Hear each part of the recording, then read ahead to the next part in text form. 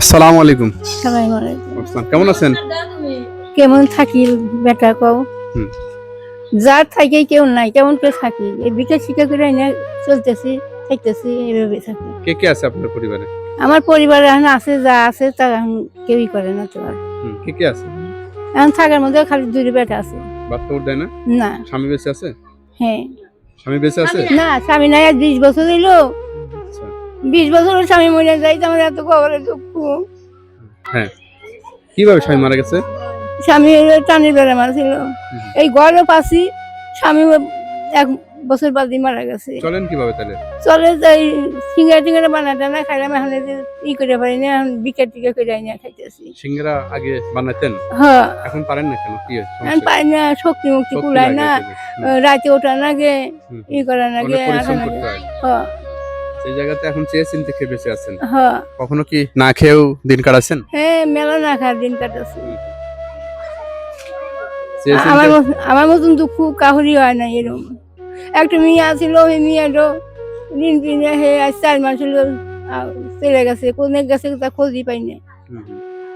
এখন বর্তমানে একাই থাকি। প্রিয় দর্শক, আসলে এই যে দেখতে পাচ্ছেন, এই যে একটা পলিথিন দিয়ে ছাপড়া তুলানো, এখানে সে পাকশাক করে খায়, তাই না? হ্যাঁ, এখানে পাকশাক করে। হ্যাঁ, যাই হোক, খুব কঠিন অবস্থা, করুণ অবস্থা। তো যাই হোক, আমার ছোট্ট সামর্থ্য থেকে আপনাকে কিছু আমি সহযোগিতা করবো, ঠিক আছে? আমার ছোট্ট সামর্থ্য জায়গা থেকে, যদি এটা কিছু না নাকি, এটা একটু রেখে দেন। হ্যাঁ, আর ওষুধপাতি কিছু কি লাগবে? ওষুধপাতি ওষুধপাতি বলতে এই মুহূর্তে কি সমস্যা হয় কি আপনার, বলেন তো? আমার সমস্যা যে ওষুধ না খেলে আমি ঠিক থাকতে পারি না। কি ওষুধ? না খাই, তারপরে যে গ্যাসের পরেই খাই। আচ্ছা, ওগুলো দিতে দিতে শেষ হয়ে গেছে, এখন ওই গ্যাসের ওষুধ আছে, এই যে গ্যাস ওষুধ 1 পাতা দিলাম। হ্যাঁ, আর কি কোনো সমস্যা আছে? না, আর কোনো আপনি হিন্দু না মুসলমান? আচ্ছা আচ্ছা। ঠান্ডা কাশি কি আছে?